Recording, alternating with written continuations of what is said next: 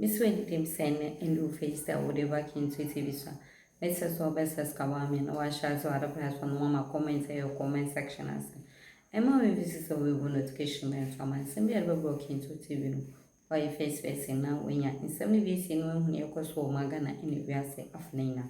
Members of my swat your dog for coming. Let me know no audio back will be abroken any one summer. Members may waste two time and as a mess on my come home. Let me know million young coji in some in Shumonia. That sounds what about a bit of uncommon. Aha, I can so TV. Violent or pompous to be a bold leader. Being a bold leader is not about brows, rather brains. Having observed you from afar, we believe you have a lot of potentials to offer this country. Do not disappoint, because your records will always be there. They will be used to evaluate you. On selfless leadership, we have less to say about you. Your Excellency, you are an accomplished man. You are a successful man. Therefore, we are convinced you will not fail the test when it comes to selfless leadership. Which is very, very important for us. The Ghana Card ID, it has helped us deal with corruption in the payroll. The ghost worker problem was a big problem, acting president. Big problem. So I brought the suggestion that every government worker should be linked to their Ghana Card. Why? Because every Ghana Card has the fingerprints of the worker. But ghosts don't have fingerprints. So once we linked the Ghana Card number to the workers, the ghosts all ran away. So in the national service, we found 44,000 ghost workers. One place, National Service Secretary, 44,000. They disappeared when we linked the Ghana Card to the workers. We saved 420 million Ghana cedis just at one place. We went to Snůb. We found 29,000 ghost pensioners. We saved over 300 million Ghana cedis. Two institutions alone, almost 750 million. Just two of savings. And we've cleaned the whole payroll of the Controller and Accountant General. So today, thanks to the Ghana Card, we can say we've solved the problem of ghost workers in Ghana. The Ghana Card has also become your tax identification number. It has become your SNIT number. It has become your national health insurance number. We have even linked the Ghana Card to the ICAO database. ICAO stands for International Civil Aviation Organization, which is in Canada. We took the Ghana Card, everything to Montreal. It went through all the rigorous testing. And now it is part of the ICAO system. It means that if any Ghanaian, and it has happened to many Ghanaians now, goes abroad and your passport gets missing, you can take your Ghana Card and board a plane and come back to Ghana. It will be accepted in 44,000 airports and border entries in the world, because it is now part of the ICAO system. We are one of the few countries in the world whose identity card, digital ID card, is part of the ICAO system. And before the end of this year, we are opening the e-gates at the Kotoka International Airport, the electronic gates. It means if you are a Ghanaian and you arrive at Kotoka International Airport, you no longer need to go to immigration. You go to the e-gates, put your Ghana Card, it will open, and you enter the country. And so this is what we have done. The next thing I worked on was on the issue of financial access to financial services, bank accounts, and so on. Only 30% of our population had a bank account. 30%. The rest of us had Momo numbers, Momo accounts. But the Momo accounts were only internal, because if you had an MTN Momo account, you couldn't send money to Vodafone.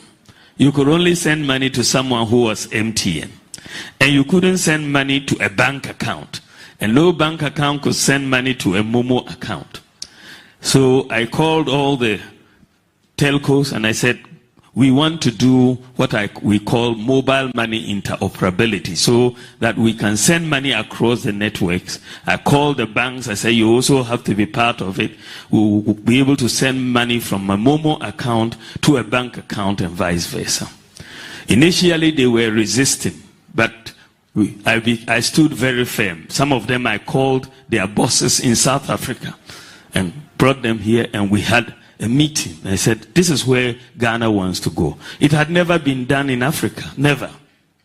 But we insisted, and today you can send Momo from your bank to the Momo account. You can send funds. You can send from one MTN to Telecel, from Telecel to Tigo. This is all done. And today, when they send you remittance from abroad, it comes onto your mobile phone. You no longer need to go to Western Union. And Ghana is the first country in the whole of Africa to do mobile money interoperability. The first country in the whole of Africa. And they haven't done it in the United States. They haven't done it in Canada. They haven't done it in the UK. We are ahead of them. And this is why I say it is possible for us to move ahead of some of these advanced countries in some of these areas. The other area I looked at was our address system. We did not have a working and a functional national address system in Ghana. If you wanted to find something, you have to say, when you get here, you see a cocoa seller on the right, and take the right, and you see the blue house, and take the left, the big tree, and if you are not lucky and the cocoa seller doesn't come out, you are in trouble. And so we said that you can't, any modern economy must have an address system. Today, if you go to US, Canada, Germany, and you collapse their address system, just the address system, the economy will grind to a halt. Nothing will work. Everything depends on addresses.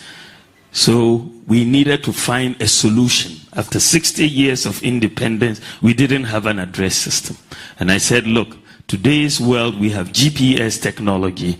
Let us move to a digital address system so that everywhere will have an address. Whether you are living in Nima, or you are living in East Legon, you are living in Tamale, or you are living in Wa, or essentially everywhere in Ghana will have, every location, every property will have an address system. So we implemented the digital address system in Ghana.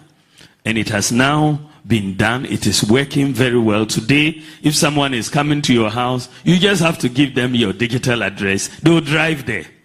There's no issue anymore. You don't need the cocoa seller to be out at that time.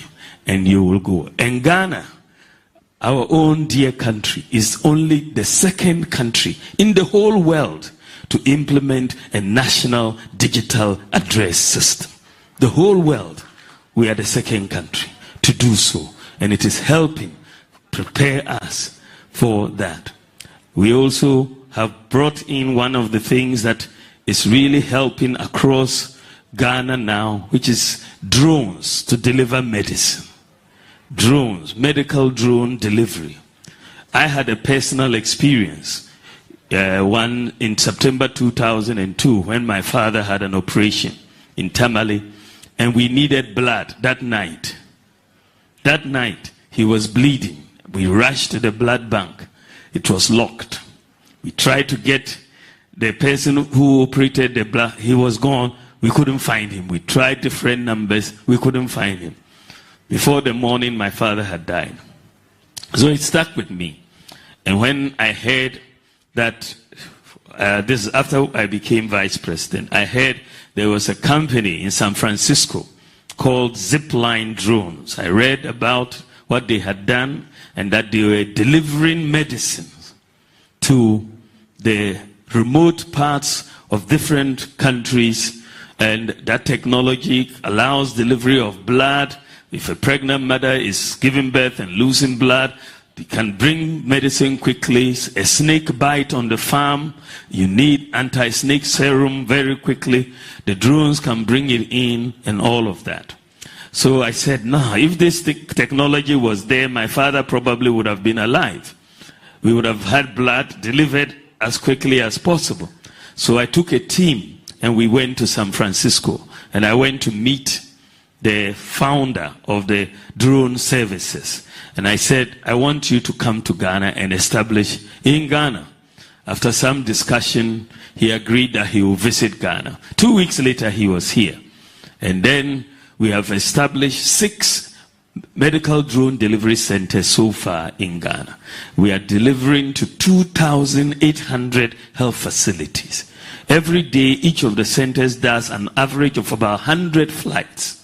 And it is being managed, 100% managed by Ghanaians. 100% managed by Ghanaians. No white person is there doing it for us. Our young men and women are managing the drone deliveries. And we are saving lives every day. But what is so interesting about this story is that today, in the context of the whole world,